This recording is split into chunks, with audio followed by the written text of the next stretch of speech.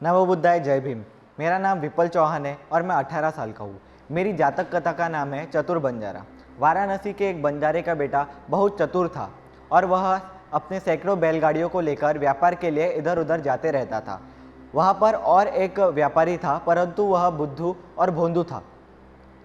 दोनों ने दूर दूर प्रदेशों में जाने के लिए जाकर व्यापार करने का योजना बनाई और वे उसके आयोजन में जुट गए। तो इधर उधर से सामान इकट्ठा कर वे अपने बैलगाड़ियों में लांघने लगे।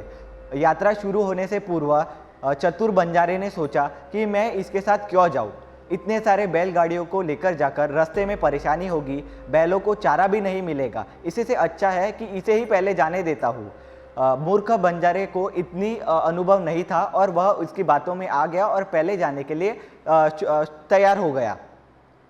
वह मन ही मन सोचने लगा कि मुझे पहले जाने में बहुत आनंद मिलेगा और मुझे बहुत लाभ मिलेगा। पहले जाने के कारण मुझे रास्ता साफ मिलेगा, जिसके कारण मेरे बैलों को प्रयास करने में आसानी होगी और मेरे बैलों को चारा भी मिल जाएगा और पहले जाने के कारण मैं अपने सामान को ऊंचे से ऊंचे दाम पर बेच पाऊंगा। वहीं दूसरी ओर चतुर बंजारे दूसरे जाने के बाद चतुर बंजारे सोचने लगा कि बाद में जाने का लाभ अधिक होता है, क्योंकि बने बनाए रास्ते पर चलने के कारण मेरे बैलों को थकावट कम होगी।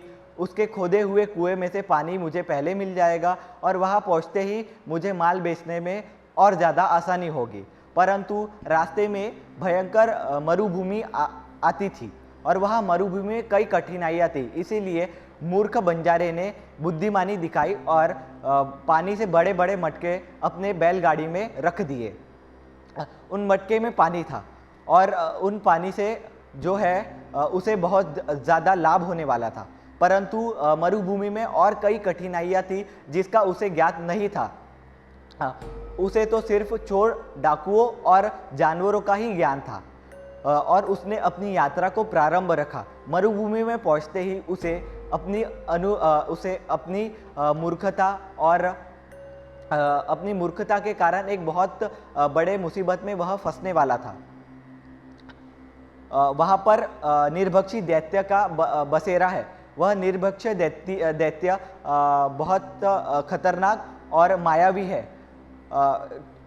बैलगाड़ियों की टोली को आता देख वे दैत्य खुश हुए और उन्होंने विचार किया कि किसी तरह हम इस पानी के भरे मटकों को फेंक दें तो हम इसे आसानी से इन्हें मारकर खा सकते हैं। इसीलिए उन्होंने अपना मायावी रूप धारण किया और उन्हीं यात्रियों के तरह, व्यापारियों के तरह अपना रूप धारण करके उन्हीं के यात्रा में शामिल हो गए और अपने कपड़ों को पानी से भिगोकर इसी तरह कर दिए जैसे मानो बरसात में भीग कर आए हो, और अपने पहियों पर कीचड़ लगा दिया जैसे कि रास्ते पर वर्षा हुई और उन पहियों पर कीचड़ लग गया हो।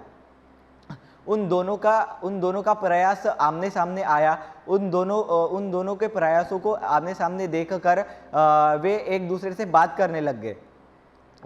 बैलगाड़ियों पे सवार लोगों को मरुभूमि के गर्मी के कारण अत्यंत कठिनाइयाँ होने लगी और वे एक दूसरे के साथ प्रयास करने के लिए जुट गए।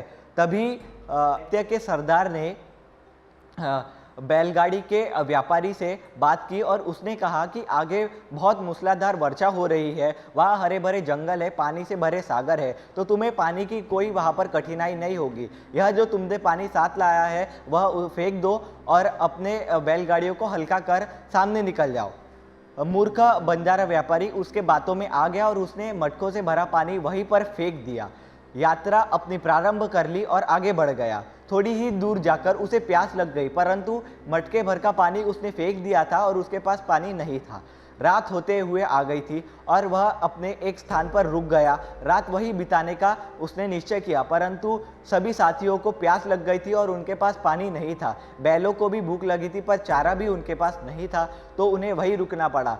बिना पानी के उनकी हालत खराब होती गई और थोड़े ही देर बाद वहाँ पर निर्भक्षी दैत्य आ गए और उन्हें कमजोर पाकर वह मनुष्य और सारे बैलों को मारकर खा गए और उनकी हड्डियों को वहीं पर बिखरा कर चले गए। 15 दिन बाद जब चतुर बंजारे ने अपनी यात्रा की शुरुआत की तो वह जानता था कि यहाँ पर मरुभूमि के इसमें बहुत सारे कठिनाइयाँ होती है, इसीलिए उसने पहले ही अत्यंत आवश्यक पानी का व्यापार कर उसने अपने मटकों में भर लिया और अपने साथियों को पानी का महत्व बताया कि मरुभूमि में पानी अनमोल है, इसीलिए बिना पूछे कोई भी पानी का इस्तेमाल न करे, रास्ते में आए किसी भी पेड़ के फल को तोड़कर न खाए।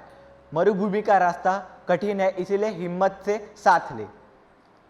तभी वह अपने यात्रा पर जुड़ गए और वे भी मरुभूमि के रास्ते पर पहुंचे। मरुभूमि के रास्ते पर पहुंचते ही वहां पर निर्भक्षी दैत्यों ने उन्हें देख लिया और वे फिर से खुश हुए। उन्हें लगा कि पहले आए हुए व्यापारियों की तरह इन्हें भी वह अपने मायावी जाल में फंसाकर मारकर खा जाएंगे, परंतु यह व्यापारी अत्यंत चतुर था। उसे सभी इन मायावी जालों का पता था और वह अनुभवी भी था। उन दैत्यों ने अपना मायावी जाल वापस से बुन लिया और उनकी यात्रा में शामिल हो गए, परंतु यह व्यापारी चतुर था। उसने इन्हें पहचान लिया और इन्हें पहचान कर वो सोचने लगा कि यह मरुभूमि में पानी न होने के कारण इसे निर्जल कांतार के नाम से जाना जाता है, और यह जो मनुष्य मेरे सामने प्रकट हुए इनकी आंखें भी लाल है और इनकी परछाई भी जमीन पर नहीं पड़ रही है, तो अवश्य ये निर्भक्षी दैत्य ही होंगे और ये भी पहले आए हुए व्यापारी की तरह हमें अपने जाल में फंसाकर मारने की तैयारी में जुट रहे होंगे। और इन्हें मेरी चतुराई का कोई भी ज्ञान नहीं है, इसीलिए मैं अभी इनके जाल में नहीं पड़ूंगा। यह कहकर उसने दैत्य के सरदार को अपने पास बुलाकर कहा कि हम व्यापारी बिना दूसरा पानी मिले इस पानी को नहीं फेंकते। यदि हमें दूसरा पानी दिखेगा तभी हम इस पानी को फेंकेंगे और अपनी यात्रा को प्रारंभ करेंगे। तभी दैत्य की टोली दूर जाकर अंतर्धान हो गई और व्यापारियों की टोली वापस से अपनी यात्रा पर एकजुट होकर निकल गई। थोड़े ही दूर जाकर व्यापारियों के टोली में से उनके लोगों ने उसे पूछा कि ये लोग तो कह रहे थे कि आगे बहुत मूसलाधार वर्षा होने वाली है और पानी के बहुत सारे स्रोत हैं, तो हमें इस पानी की क्यों आवश्यकता है जो हम साथ में लेकर गए हैं। इसे फेंक देते हैं और हमें आसानी होगी होगी सामने जाने के लिए, हमें अपने रास्ते पर कोई भी कठिनाई नहीं होगी। तभी बंजारी ने अपने यात्रा को रुकवाया और सभी को एकजुट होकर एक बात बताई। उसने उन्होंने पूछा कि क्या तुमने कभी सुना है कि यह मरुभूमि में वर्षा हुई है? क्या कभी तुमने सुना है कि यहाँ बड़े बड़े सागर बनाए गए हैं और यहाँ पर बहुत सारा पानी मिलता है? तभी वहाँ के व्यापारी के साथीदार ने बोला, नहीं आर्य, हमने तो सिर्फ यह सुना है कि यहाँ पर जल न होने के कारण इसे निर्जल कांतार के नाम से जाना जाता है। परंतु उसमें से एक व्यक्ति कहता है कि पर वो तो कह रहे थे कि यहाँ वर्षा होती है, बड़े बड़े सागर है और हरियाली ही हरियाली है। तभी वहाँ के व्यापारी ने उसे बताया कि मुझे यह बताओ कि अगर यहाँ पर वर्षा होती है तो यहाँ पर वर्षा की ठंडी ठंडी हवा चलती होगी, और वर्षा की ठंडी ठंडी हवा कितनी दूर तक के महसूस होती है? आर्य, 1 योजन भर। तो क्या किसी को महसूस हो रही है? नहीं आर्य, यह बताओ कि वर्षा होने से पहले काले काले बादल योजन भर दिखाई पड़ते हैं, क्या किसी को काले बादल दिखाई दे रहे हैं? नहीं आर्य, यह बताओ कि वर्षा होने से पहले बिजली गड़गड़ाती है और उसकी आवाज़ कितनी दूर तक के सुनाई देती है? आर्य, 4 से 5 योजन भर। किसी को आवाज़ सुनाई दे रही है? नहीं आर्य, यह बताओ कि बिजली की चमक कितनी दूर तक के दिखाई देती है? आर्य, 6 से 7 योजन तक। तो किसी को बिजली की चमक दिखाई दे रही है? आर्य, नहीं। तो यह बताओ कि यहाँ पर वर्षा कैसे होगी? तभी उसने सभी को एकजुट होकर बताया कि सुनिए, यह जो मनुष्य हमारे सामने आए, यह मनुष्य नहीं, यह दैत्य थे।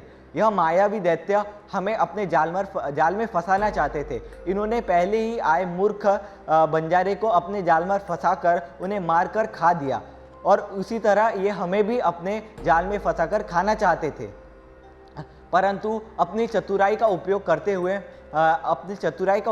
हुए मैंने सभी को इस जाल से मुक्त कर लिया, और अभी बिना एक बूंद पानी व्यर्थ गवाए अपनी यात्रा को पुनः आरंभ करते हैं। यह कर उन्होंने अपनी यात्रा को आरंभ किया। थोड़े दूर जाते ही रात होने लगी और उन्हें थोड़े दूर बहुत सारे बैलगाड़ियों में यात्रा किए हुए बैलगाड़ियों में माल भरकर दिखाई पड़ा। वह वहाँ पहुँचे और उन्होंने देखा कि मरे हुए आदमियों और बैलों की हड्डियाँ वहाँ पर बिखरी हुई दिखाई पड़ी। वह समझ गए कि वह पहले आए हुए व्यापारियों की हड्डियाँ थी। वह दंग रह गए और उन्होंने अपनी रात वही बिताने का निर्णय लिया। वही रात बिताई और सुबह होते ही पास के नगर में जा पहुँचे और उन्होंने अपना सामान साथ साथ उस पहले आए हुए बंजारे का सामान भी दुगने तिगने दाम पर बेचा और अत्यंत लाभ कमाया और सुखरूप अपने नगर पर वापस लौट आए। यही कहानी समाप्त होती है और इस कहानी से हमें यह सीख मिलती है कि अपनी मूर्खता के कारण हम कठिनाई में फंस जाते हैं, परंतु अपनी चतुराई के कारण हम किसी भी कठिनाई से वापस बाहर निकल सकते हैं। धन्यवाद।